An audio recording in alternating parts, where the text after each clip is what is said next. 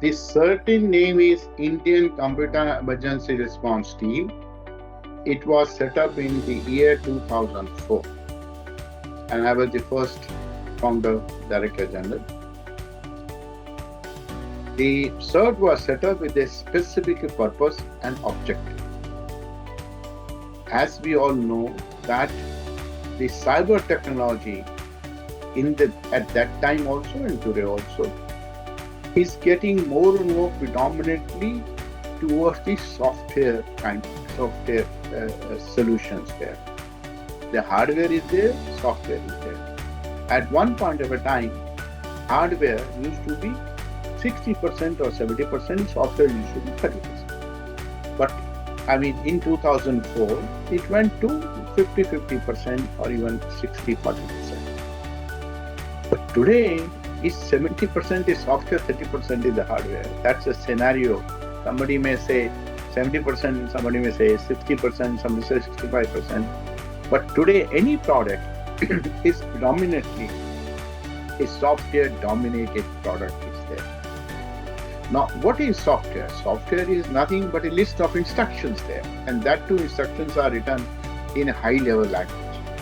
All the students who are in 10th class or 12th class, they are well aware. They have been writing small programs. Even they are told how to prepare the PowerPoint presentations also.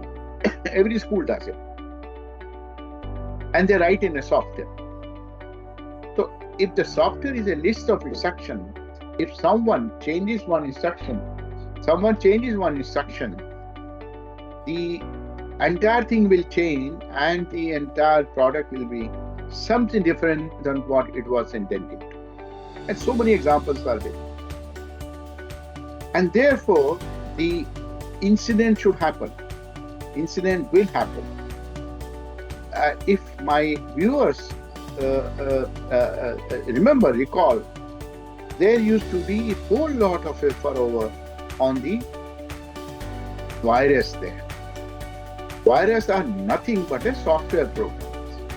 Those software programs are being embedded into the genuine program, and they were hijacking it and making something different aspects there.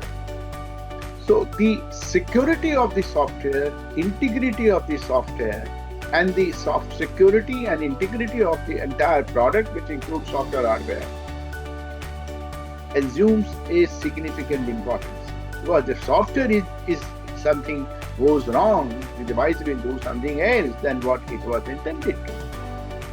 So, and the number of incidents started going up in the market there. Earlier it was a simple antivirus part of it or virus part of it, but then it became very sophisticated because we went on a web-based kind of a systems almost in the year 2000. We went on a web-based system. Web-based system is a public system. Everything is in a portal. Everything is in a website. You collect the information of website. You post information on the portal. You book a ticket from the railway. You book a air ticket, or you do what a lot of things are there in the on the web-based system there. Today, almost every service is available to you on a web-based system there. So if any incident happens, there should be someone to guide. There should be someone to resolve the case, so that others may not impact them.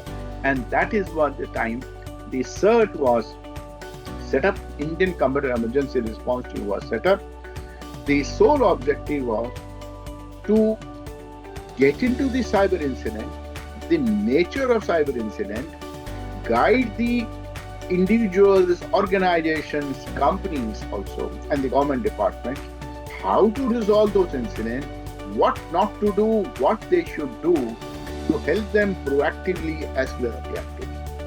I remember in those days in 2004, there used to be almost 4 to 5 phishing incidents. Phishing incidents for the viewer, I must say, that you design a website or some message which looks identical, is a clone of the original one. So that when the message or the website is sent, you think this is the original one and you do the transaction. They invite you and you do the transaction. So you do the transaction, data is taken away. So that's called phishing. They fish the data from you. They fish your details from you. and you fall in a trap there and you give the data. There used to be 4 or 5 cases there. But today, almost I don't think there is anyone in this country who has not experienced a phishing attack some or the other time. Numbers are pretty large. It is becoming a very, very complex. So therefore, the role of the CERT was to help the citizens, to help the individual, to help the organization, companies, government department to solve their cases, to tell them, please do this thing, please don't do this thing, and help them to recover their system and bring certain higher resiliency in the system. So CERT has been doing a good job since now it's 2023. It's almost 19 years that CERT is there. They are handling almost more than 1 million incidents per annum. 4 or 5, now there are 1 million incidents. So one can see what's the need of what was the need of the organization, and the government had set up the organization well in time, thinking the future kind of a problems may come up there. Today, subsequently, the concept was expanded there. Today, there is a finance CERT. Every organization is supposed to have some sort of a CERT within the organization there. Every organization is to report the incident to CERT, so that if someone individual suffered the incident, others can learn a lesson. They can be cautioned that please don't do that or do this thing. That's the purpose. CERT is doing a good job, and I think this is a credible organization. They are working across the country. They have their website address, CERT-in.org.in, and anyone has incident, they can report to them. Anyone wants to see the guidelines, what vulnerabilities are there in any product, they can refer to their website. They have an email also where they can report the incident, that also is in their website. So complete details are there. They are working fantastically, wonderfully. They are doing it.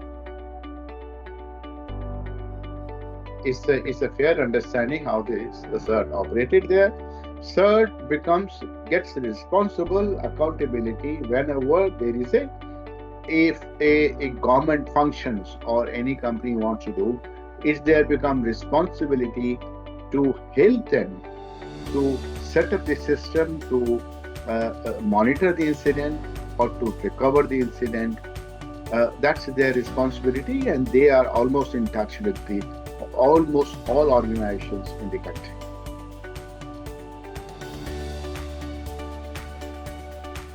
Government has taken steps, and they are revising their steps in line with the incident which are being observed. As I said, when we set up this 4 to 5 incidents in a day, today there are 1 million incidents in per annum. That's kind of the things there. As you said, during COVID period, everyone was on a remote kind of thing. So they have been working with the different organizations, companies there, and they keep on revising their guidelines in line with the problems or the breaches they observe. First of all, they publish the vulnerabilities on their website. Those vulnerability notes are largely and usually reported by the media. I have seen media is very faithfully reporting those kind of vulnerabilities. They are saying that they are publishing guidelines for every section of the society, children or the older person. They are doing it. Now, since all of you know that the COVID period led us to use the digital mode of payment intensively. And Absolutely. that was a very useful kind of a step or a mode which everyone benefited, and government pushed a lot to push that digital payment. Now, digital payment, if your mobile phone is gets compromised, or your laptop is compromised, or your dial-up router is compromised, there will be a problem. So the CERT has been issuing the guidelines how to protect your router. They have been saying how you protect your digital payment system, what step you need to install for the digital payment. Most of the digital payment or ATM frauds are happening how? They are happening that someone calls you say that your credit card is expiring, give me your PIN. I'm the bank manager, so give it to me. An innocent person, they get defrauded, they provide the details to them, and then immediately they come to know the entire money has gone away. Not only this, they get defrauded, if they give the credit card, ATM card PIN also, they do the e-commerce transaction and goes away. Today, this whole area is a virtual kind of a thing. So you can create identities, you can kill identities, those kind of a scenario is there. So CERT has been pushing the guidelines.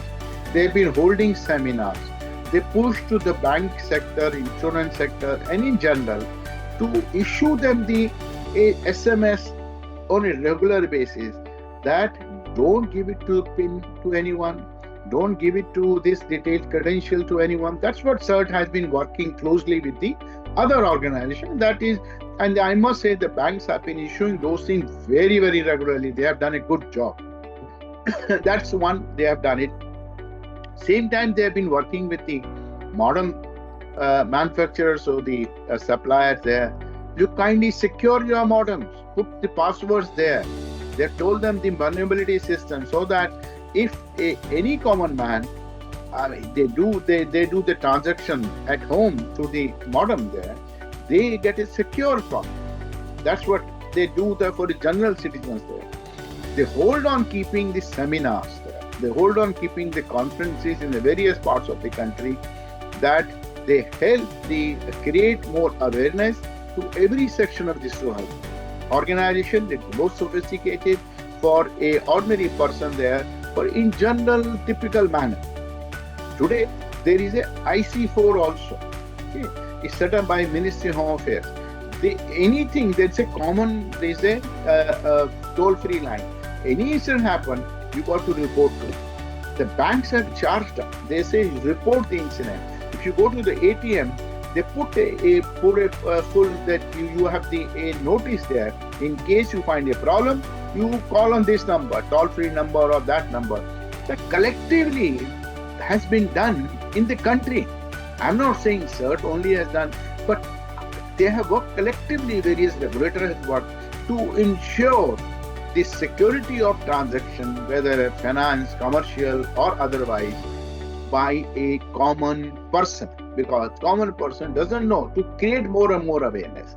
Okay. At the same time, the government has launched a big program, and they have been implementing to train police officers, police constables, police inspectors there, how to analyze the incidents there, how to analyze the evidence there, cyber evidence. Because the cyber evidence is not analyzed well in time, it can go away, it can disappear there. But if it's done in a right time, it gives you a whole lot of information. That's why how the frauds are being tackled, and there are a lot of people being caught by virtue of that.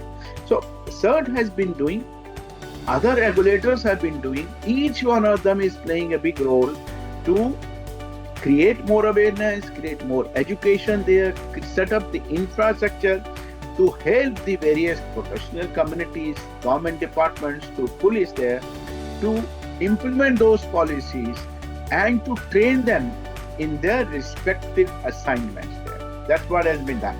The government also has now, has mandated that every organization will have a chief information officer. Every organization will have a chief security information officer. So that incident is a responsibility of the chief security information officer to look at and work closely with the CIO to strengthen their system there. This whole system is functioning today. CIO, CSOs are functioning there. Government has also announced the cybersecurity policy in there, and they are now under revision there. The policy, what is the policy of the government to handle, to address the cybersecurity? But it requires various steps. You require a critical information structure, protection there and prevention of the thing. After you got a power, banking sector is a critical sector. You see the fertilizers or the gas or the petroleum. They're all critical sector. If something goes wrong, water grids there, something goes wrong, it can create a huge damage. So the training has been given to them, advisories have been issued to them, policy they have been asked to mandate a policy. Over and above, the government has mandated and it is implemented. Every organization is to have their own crisis management plan, so that in case of a crisis, they can follow the crisis management plan, report the incident, recover the incidents, and try to take help of other people. Cyber police station have been set up. You can see cyber police station has been set up. You can report the incident. You can report the fraud on an internet to that. You can report to IC4. There is a free toll-free line. You can report to them. They can give it to all other agencies there. So like this, many steps have been taken. But we need to appreciate it that this is a large country. We have 140 crore people there. Incidents are more than 1 million.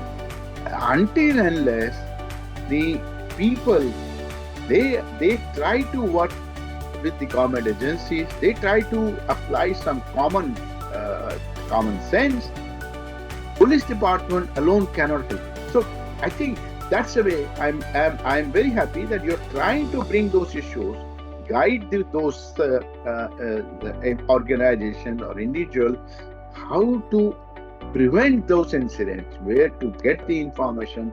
That's a very good thing to done, and we need to do more and more and more.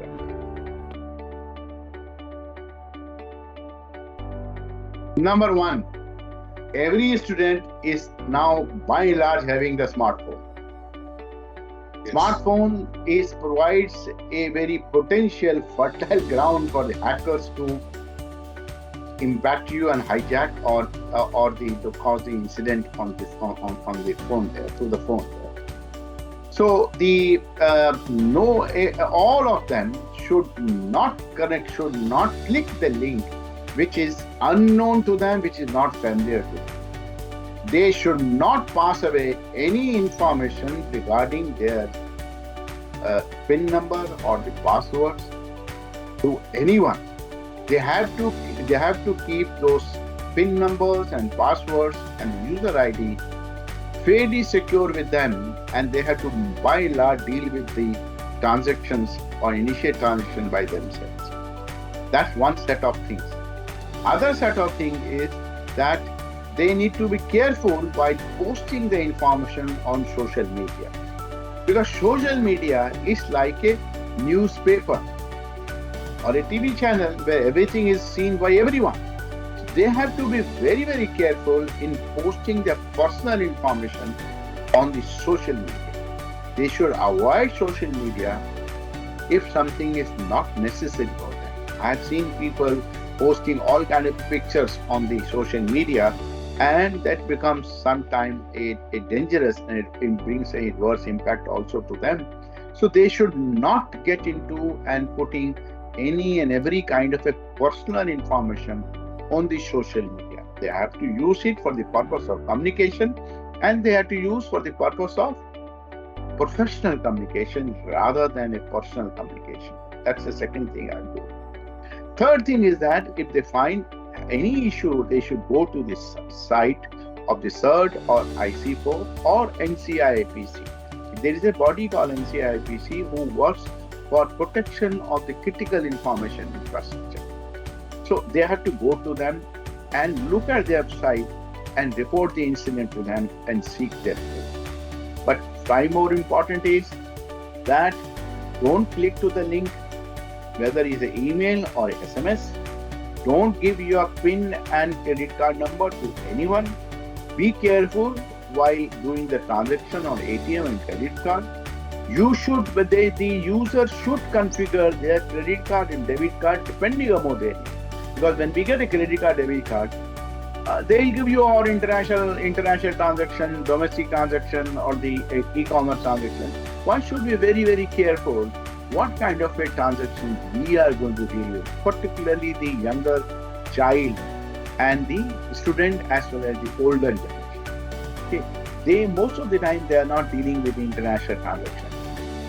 So that they have to disable those features so that anyone outside India should not try to misuse their devices or their cards to do that. Another important factor is that if they're using the mobile phone, they should be very, very careful in downloading the apps there. Until unless they know which app and they download from a secure kind of a source there, till the time they should not download it. Because you don't know which apps are there. It is well known in the market that there are so many fake apps are there.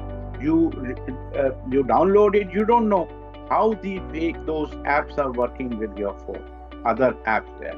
They steal your data. They take away your all credentials in the phone there. And that becomes a cause of phishing or a cause of many other financial crimes and the economic crime that becomes there. So be careful in storing the data. Be careful in writing on the Facebook or on the social media. Be careful in configuring your ATM card and a credit card. Be careful. Don't link to any link or email if it is not familiar to you. Not familiar. Look at the very carefully if some phishing mail comes and everybody gets it for the day. Look as very carefully.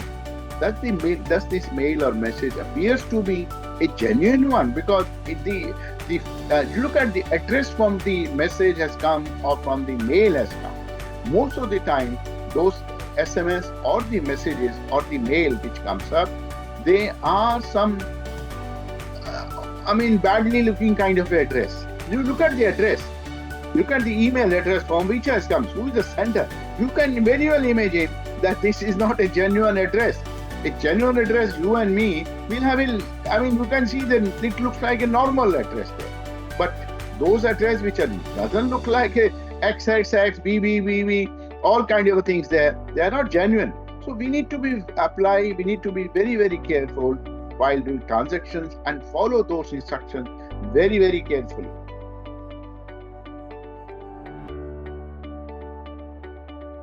Every organization, industry organization, I said it, they are supposed to announce their CIO, Chief Information Officer.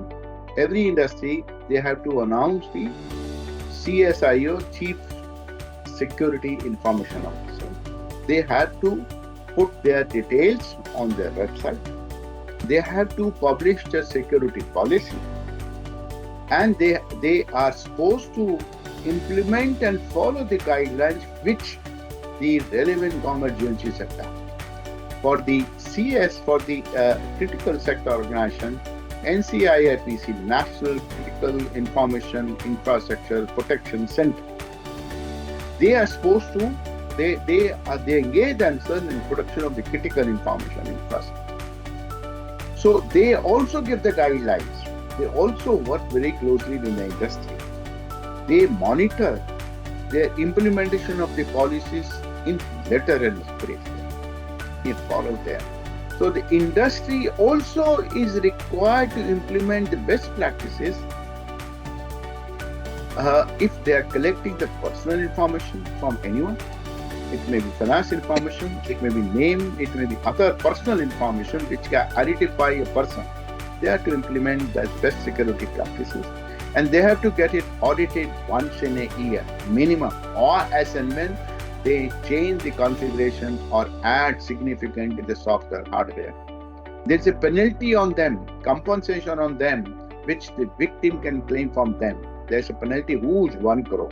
It's a criminal penalty offense also as a part of the act there. So there are stringent kind of things on the industry. The regulators like RBI, regulators like SEBI, regulators like IRDA, regulators like a power sector, they have also mandated stringent requirements which their institutions need to follow. Every breach need to be reported to the respective regulators there. Every institution, as I said, they need to have some sort of a emergency response team station in their organization, and they have to work very closely with these organizations, CERT, IC4 or NCIIPC. They have to work very closely with them. If any default happens, they are liable and the victim can claim compensation from them, including criminal. The important aspect is that the government is making industries and commercial organizations and other organizations more and more responsible. The government has announced and they're strengthening the framework for compliances and reporting. So if a listed company does not comply those requirements put by the regulator, their regulator, which is called a SEBI, they can be delisted. Similarly, every ATM fraud, credit fraud, or a payment fraud, it has to be reported to RBI within a certain definite period there.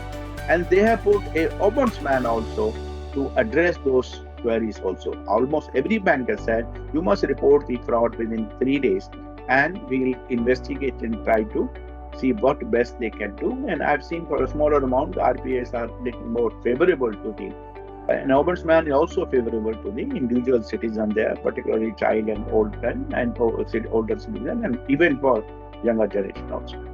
So the government is putting a lot of compliance requirement on the industry. In fact, more and more compliances are on the industry and the organization, because the government is aware of the fact, they're conscious of the fact that the individual citizen, they have limitation up to certain point there. They can only be asked to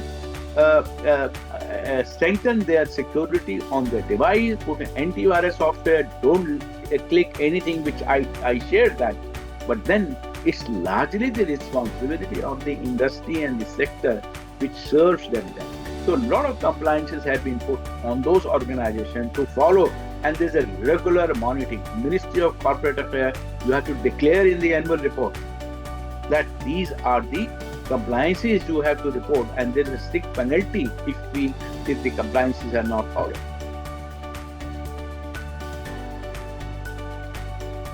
Siddharth, this is a really a large, complex issue, problem also.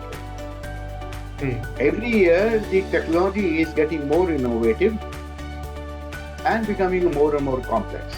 We are not dealing with one technology. If you look at the mobile phone, we are dealing with almost all technologies there. Artificial intelligence is also there. Database is also there. Okay, you have a communication also there. It's becoming a very complicated. So is the case with your now on this laptop also. Classes are held on this virtual medium also. So we are dealing with a complex technology which is evolving by things. That's one is happening. The second aspect is that we are moving more and more digitization. Technology is playing a prevailing role. Okay. Technology is a double sword weapon.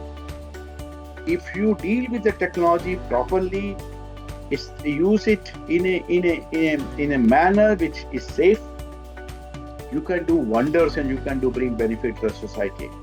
But it also has an adverse impact. Like a sword, if you don't deal with that sword properly, it can hurt you very badly, and it can create a lot of bad kind of a survival issue also can become at any point. So technology is a dual kind of a sword, dual-edged kind of a technology.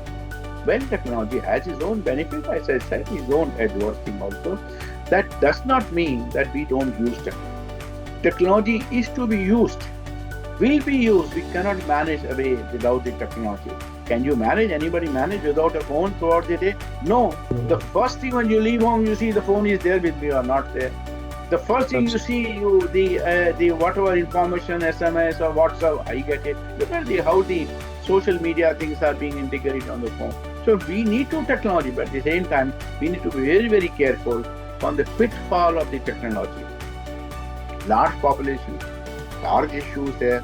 So all of us collectively, we have to play a role of creating more awareness. All of us will have to play a role of informing the incident to a concerned agency. And the first question you said, sir, that's the second thing we need to do. Third most important aspect is that we need to educate our school students, because today they are students. But tomorrow they are going to grow up and the technology is becoming a more and more complex. Okay? When I was a student, I didn't have much technology there. But today, the technologies no one can manage, no one can deal with in without a technology there. See, you and me, we'll still, I don't know, you may also have a little bit. If I have to do, I will write the prescription. If I have to get some medicine, I write on the piece of paper and give it to someone. But if you look at the children, you tell them you bring in this kind of things, or you do things. They open the phone and they write on the notes there that this is to be brought in. So they are using more digital devices, digital mode, more and more deeply and intensely. They have to use it, but at the same time, we need to see that they are aware of the pitfalls. And one of the pitfall which you are doing it, to create that awareness by interviews and putting on the appropriate forums for the people to see. And I'm sure you will be doing that. People may ask questions that can be answered to them, to their particular problem, which can be, and that should be done more sincerely and seriously to solve problems. Because if you are able to solve one problem, it will certainly have another 10 people to do that, and that's when the movement will start. So we need to create a movement of the people. We all, somehow we find time to educate the. You see, you create a trainers there. Then the trainer, you train some trainer. Those trainers can further create another trainers there in the school, lecture, wherever. And I certainly feel that school must also create those trainers. And during the holidays time, when your summer vacation, winter vacations are there, those children must go to nearby areas and try to educate them. Today you have enough material on the internet, on the different things. Caricatures are there. They're very simple way of explaining the issues there. So anyway, elderly people, they are very hesitant using technology there, but they also use technology, phone, social media, YouTube, they all use it. Correct. See, my mother every day, she does puja looking at the YouTube. She operates a YouTube there. Okay. So they use the technology to the extent they are comfortable, to the extent they understand that. But they need to be educated there. They need to be told how to use it there. So I think this, all of us have responsibility to educate, create a trainers, pool of trainers. Their pool of trainers create another trainers, and then we evolve a system where we are carrying the mass awareness program. It's a large country, 140 crore people there, complications are rising there. You and me or government alone cannot do that. We need to create a larger movement there. And that is what, if we create a larger movement, we'll be able to be successful, and we'll be able to safeguard the internet surfacing, internet browsing, internet transaction by and large in the country. 25 years ago, government realized that. They created one course in the security in the colleges, BE degree, MCA program, or in the other things there. So you got to create formal and informal education. So many informal way of also training, short-term programs have been created there, that you can get the short-term programs there. Now it's a full-fledged program, BTech security. So all those things has been done. With the passage of time, things are being improved as the situation demands to do that. But nothing like a mass education, mass movement, and all of us collectively will have to play a role. We must understand, ultimately we will suffer if we don't follow the rules, regulations. We will suffer, not anyone else. We will be losing information, we will be losing the entire thing. Now the government has enacted Data Protection and Privacy Act. Every individual is required to follow certain guidelines, a certain process. Every data is stolen there. Every data is stolen, and if the data is stolen from your phone, it will be used against you by sending those anonymous calls, or your credit card is expiring. Today you have a Paytm thing. Someone sends a message. that your wife or your husband or your children has said to transfer 10,000 rupees to you. So I am transferring 1 rupee to you. Confirm. So I can transfer the rest of the money to you also. So the moment you confirm, he knows your phone numbers and everything. So you got to regularly, these crimes are happening in a very innovative way. It will train the people and tell them these are the things, be careful, don't do that. At the same time, we need to give a message that please also think, if your husband in this case has asked someone to transfer the money, or your wife has said someone to transfer the money, your child has said, the husband, child, wife will also inform you. Some common sense should be there.